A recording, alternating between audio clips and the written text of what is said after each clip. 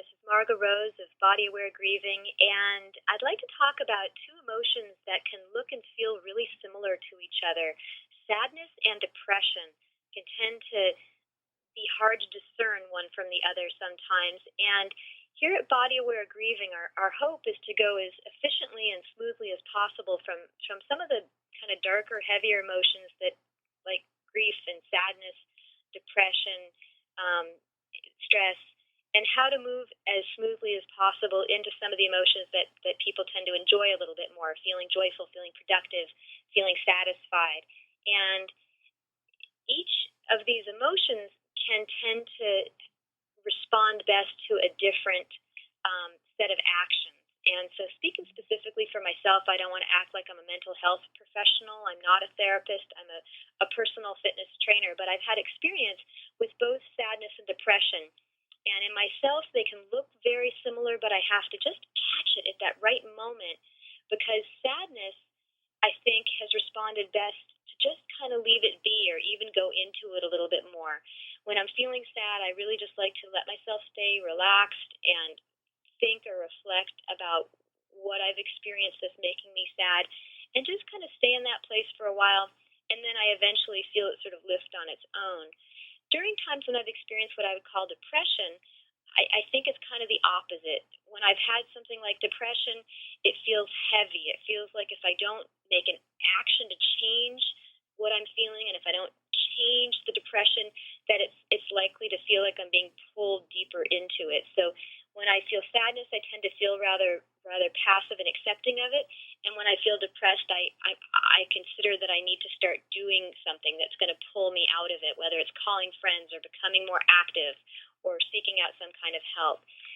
So how to discern between those two things becomes important because in my experience with myself, again, I'm not trying to diagnose everybody and I'm not trying to act like I'm a mental health professional, but in myself, I've needed to respond, like I've said, very differently. So some of the things I notice when I'm feeling sad are that I can feel very creative sometimes, whether it's wanting to take photography, whether it's really enjoying music, whether it's some of the more creative arts, poetry, writing. I've done some really good things. Under depression, I've felt more stagnant, like just really not having a lot of creative impulse. In sadness, I felt very, very sleepy, and my body felt very relaxed, and I felt like I wanted to sleep for long periods of time. And depression has tended to be something different, where I feel sort of fatigued and drained, but muscles are very tight, and it's hard to sleep. And when I sleep, it doesn't feel thorough. It doesn't feel deep. It feels more restless, even though I actually could use the energy from a good sleep.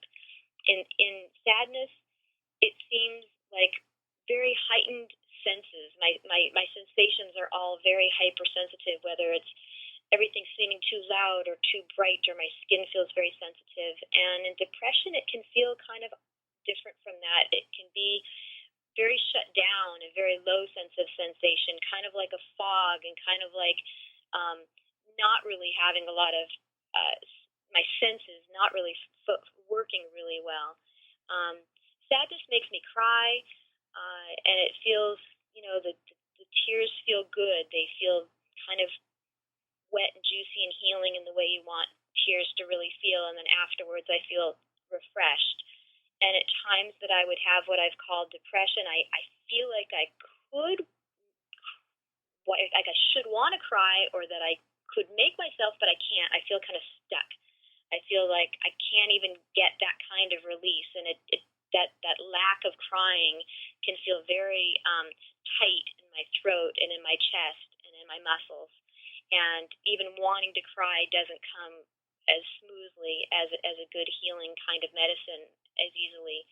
Um, in sadness, I feel drawn towards very minimal exercise, just kind of some gentle stretching, some walking, just really keeping the physical activity to things that are very, very safe and calming.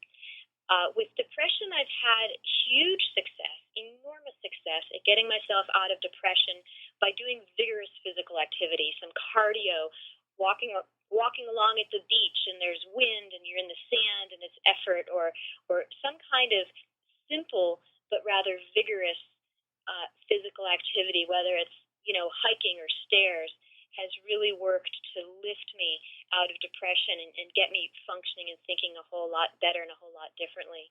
So there's other similarities and there's other differences that I could be talking about. I don't want this to be too long a podcast, but in sadness, two other things that I would say.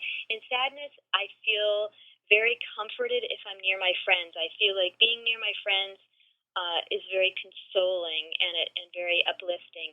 And I know I'm kind of in trouble and kind of dealing with something that's more like depression if I feel kind of lonely and disconnected, even when I'm with my friends, and even if I'm with friends who are trying to help me and trying to feel very connected and kind to me. It just doesn't seem to sink in the same way. So that's how I would know that, depression would tend to have this sort of downward feeling, like something's kind of grabbing at my ankles a little bit, whereas sadness tends to feel more peaceful. It feels like just a stillness and a serenity.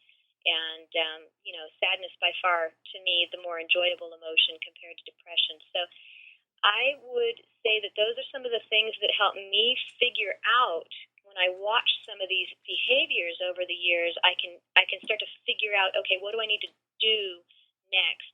Am I sad or am I depressed or am I some mixture of both? And that would be a whole nother podcast to talk about. But I hope some of these discussions are helpful to other people out there, and I would really like to open up a discussion because this is just one person's own opinion. And I know this is a very important topic because if we can be skillful with sadness, we can get better at grieving and mourning more efficiently and feel better sooner, having paid attention to why we were feeling sad. And if we can get better at figuring out when we're depressed and changing that and improving that, of course we would spend less time, in that emotion that's really not a fun one. And obviously that would reduce some of the risks of depression turning into something more like suicidal inclination or suicidal tendency. So catching depression earlier on would have those kinds of helpful possibilities. So kind of a heavy topic. I'm curious to hear what people think, if there's any similarity or differences that they've had. And I would invite people from the mental health world to give their opinion and give their analysis of what I'm saying. Because again, I'm only representing myself as just a person who's experienced both. I'm not trying to take your jobs at all. So good luck. I hope we learn a little bit more about this and get better and better at enjoying our time as often as we can. So that's Margo Rose for now. Please chime in with your own opinions. Best wishes to you. Take care.